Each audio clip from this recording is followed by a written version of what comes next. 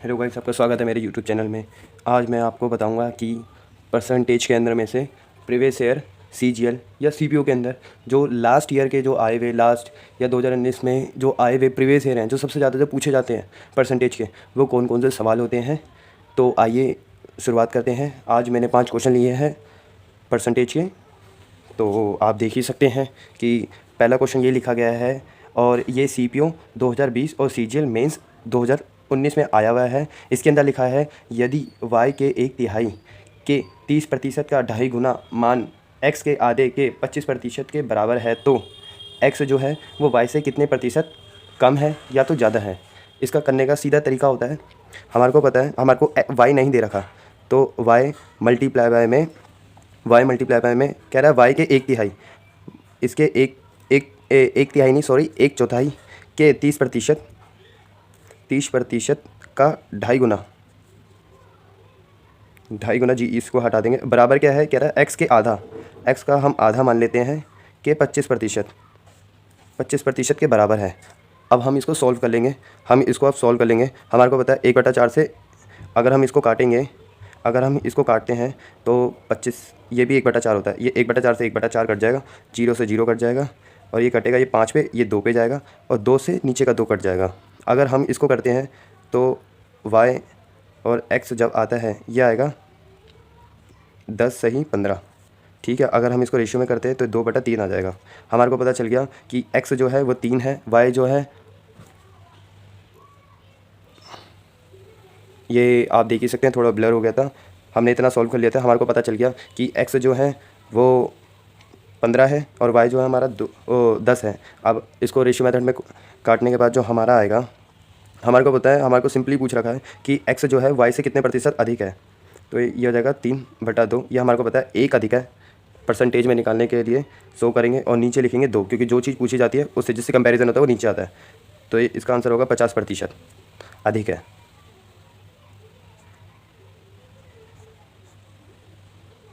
और दूसरा क्वेश्चन, आइए चलो दोस्तों अब दूसरा क्वेश्चन करते हैं। दूसरा क्वेश्चन आप देख ही सकते हैं, मैं पढ़ देता हूँ आपके लिए। दूसरे क्वेश्चन में ये लिखा है ए जो है वो बी और सी अपनी आय का क्रमश 80%, 85% और 75% खर्च कर देते हैं। यदि उनकी बचत का अनुपात 8, 9 और 20 हो तथा ए और सी की आय में 18,000 रुपये का अंतर हो तो बी की आय बताओ क्या होगी। इसको निकालने के लिए हम सिंपली लिखेंगे, हमारे को पता है, हम लिख लेते हैं ए बी एंड सी। हमारे को पता है ये खर्च कितना करते हैं, ये 80%, ये 85%, ये 75% खर्च कर देते हैं। तो ये सारे परसेंटेज में है, ठीक है। और ये बचत कितना कहते हैं, बचत हमारे को पता है ये करते हैं 20%, ये करते हैं 15% और ये करते हैं 25%।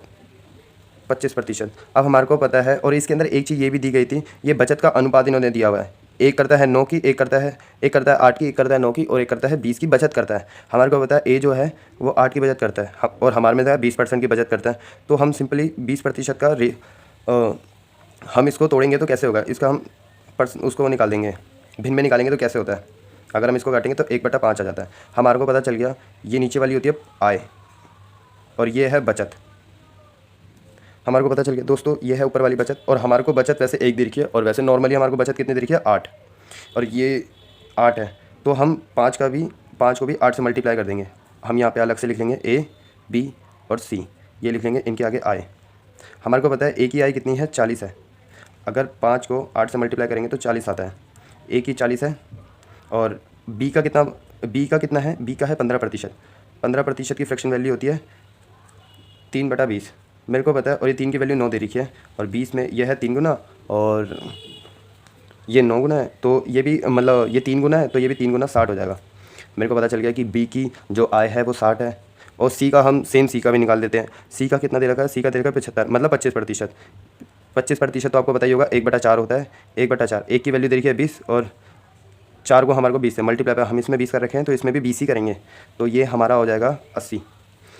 अब हम इसको ज़रा काट लेंगे, इसको थोड़ा और छोटा करेंगे, इसको हम जैसे 0 0 0 काट लेंगे तो हमारे पास सिंपली, अगर हम 2 के टेबल से भी काटते तो हम कैसे काटेंगे, कैसे 2 3 और ये जाता है 4 पे। हमारे को दे रखा है 2 ए का और सी का अंतर दे रखा है, हमारे हिसाब से 2 का अंतर है, 2 का अंतर है 18,000। इस पर बोल रखा है 18,000 रुपये का अंतर है, तो ए का अंतर कितना होगा, ये होगा 9,000 रुपये। और हमारे को सी की आई बता रखी है, तो इसमें कर दो सी की आई निकालने के लिए, सी की आई निकालने के लिए करेंगे 9,000 मल्टीप्लाई बाय में 3, ये हो जाएगा 27,000। ये हमारा आंसर, ठीक है। सी की जो उसकी आय है वो है 27,000, ये आप देख सकते हैं, ये निकाल दिया है। और अब एक और नेक्स्ट क्वेश्चन करते हैं। क्वेश्चन नंबर है, ये भी CGL मेंस 2019 में आ रखा है, आप जाके चेक भी कर सकते हैं। अब जैसे इसके अंदर क्या रखा है, इसमें क्या रखा है कि तेल का मूल्य 20% बढ़ा दिया जाता है, तेल का मूल्य 20% बढ़ा दिया जाता है, किंतु उसकी खपत में 8/1/3% की कमी हो जाती है। तो इस व्यय में कितने प्रतिशत वृद्धि अथवा कमी हुई। इसका कहने का मतलब ये है कि एक तेल है, तेल को हमने तेल का जो मूल्य है वो 20% हमने बढ़ा दिया है, बट जो हमारी जो खपत है वो 8/1/3% गिर गई है, कम हो गई है। तो उसका जो अब वाला जो हम बेचेंगे, हमारे को प्रॉफिट होगा या लॉस होगा, हमारे को ये बताना है, ठीक है। तो इसको सिंपली करने से करेंगे हम, कैसे करेंगे, हम पहले लिखेंगे पहले और अब, जो अब हम बेचते हैं, हमारे को पता है 20% की फ्रैक्शन वैल्यू कितनी होती है, 1/5। मेरे को पता है 5 की चीज़ 6 रुपये में बेचते हैं, और ये है मूल्य, मेरा पेन भी नहीं चल रहा, और यह है कितने खपत, हाँ ये है खपत, और खपत कहता है 8/1/3। 8/1/3% का कितना होता है, ये होता है 25/300। इसको काटेंगे तो 1/12 आएगा, मतलब 12 वाली चीज़ को 11 में हम बेचते हैं, ठीक है। अब इन दोनों का मल्टीप्लाई कर दो, इन दोनों को मल्टीप्लाई कर दो, इन दोनों को मल्टीप्लाई कर दो, ये हो जाएगा 60, ये हो जाएगा 66। क्या हो रहा है, ये पेन भी नहीं चल रहा, ये हो जाएगा 66। आप देख सकते हैं हमारे को पता है कितने प्रतिशत ये बढ़ा है, ये आप देख ही सकते हैं कि ये जो बढ़ा है ये 6 रुपये 6 बढ़ा है। अब इसको परसेंटेज में निकालने के लिए क्या करेंगे, मल्टीप्लाई बाय 100 बराबर आएगा 60, बेस वैल्यू से करेंगे, ये आएगा 10 पे, और इसको काटेंगे तो इसका आंसर आएगा 10% की वृद्धि हुई है, वृद्धि,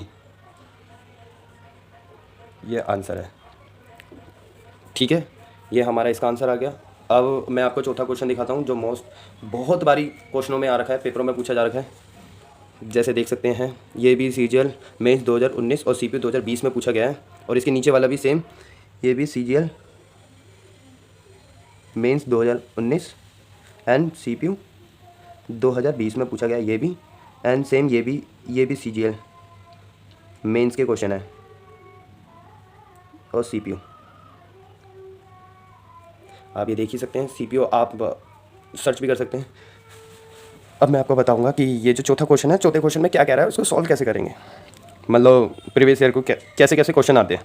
अब जैसे क्वेश्चन आ रखा है, ए जो है वो B से 25% अधिक है, और C जो है और जो B जो है वो C से 40% कम है। यदि C जो है वो D से 30% अधिक है, तो A और D में ये इसमें पूछ रखा है, A जो है वो D से कितने प्रतिशत कम है, ठीक है। सिंपली इसको हम कर लेंगे, इसको हम करेंगे कैसे, हम लिखेंगे, इसमें आएगा ए, ये नॉर्मल वाला होता है, जैसे लिखेंगे A B C and D, simply हमने लिख लिया।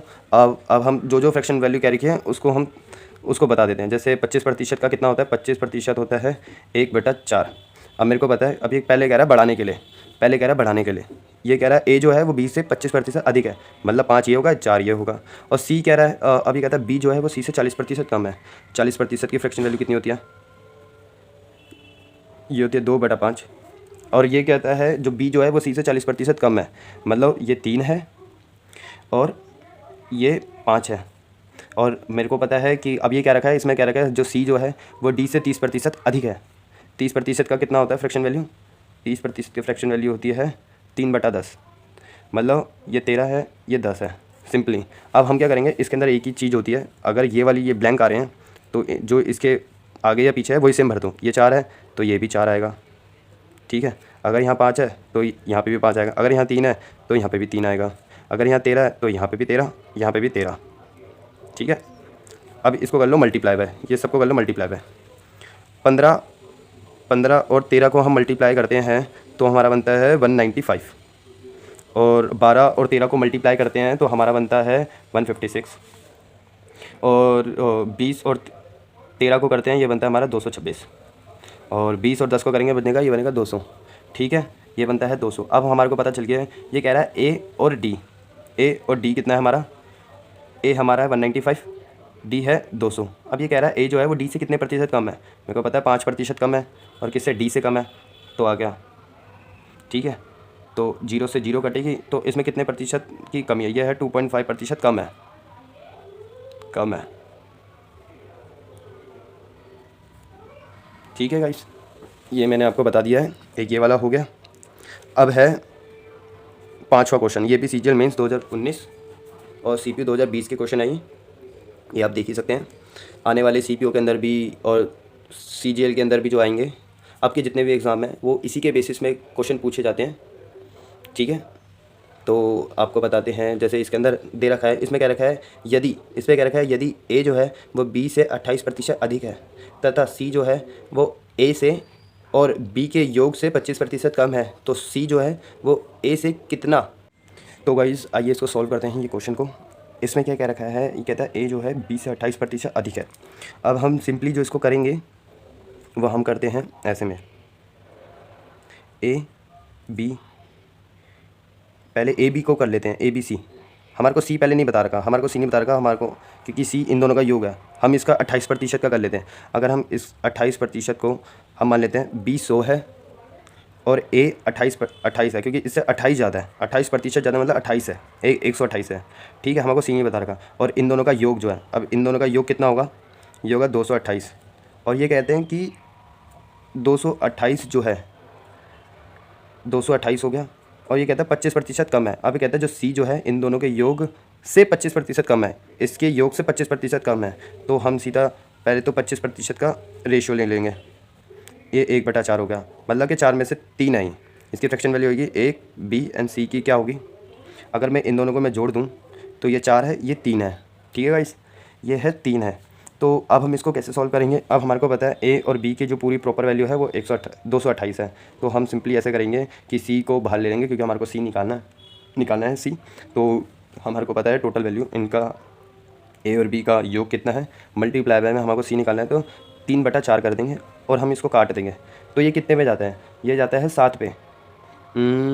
ये हमारा जाता है कितने पे है, 20, 5 पे 2 कितने जाता है, 6 तो 7 पे 57। और हम इसको कर देंगे 3 से मल्टीप्लाई बाय, ये जाता है 1, ये 71 आ जाता है। ये है सी की वैल्यू, हमारे को हमने सी की वैल्यू निकाल ली है, ये है सी की वैल्यू।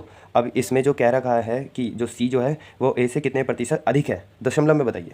ठीक है, तो हम सिंपली यहाँ पे लिख लेते हैं सी और ए। सी है 177 और ए जो है, ए हमारा है 128। इन दोनों के बीच का गैप कितना है, ये हो गया 43 गैप होगा इनका। 43 गैप है, ये 43 का गैप है। हमारे को पता चल गया 43 मल्टीप्लाई बाय में 100 और कितने प्रतिशत हम इसको निकालेंगे। तो हम इसको निकालेंगे कैसे, हमारा सिंपली जब ये आ गया तो जो हम लेंगे ए को लेंगे, क्योंकि ए से ही तुलना की गई है। अगर हम सिंपली इसको काटेंगे तो हमारा ये जाता है, ये हमारा कितनी बार में जाएगा, 33, हाँ ये जाएगा 33.6% के अराउंड जाएगा ये इसका आंसर है। Thank you so much watching.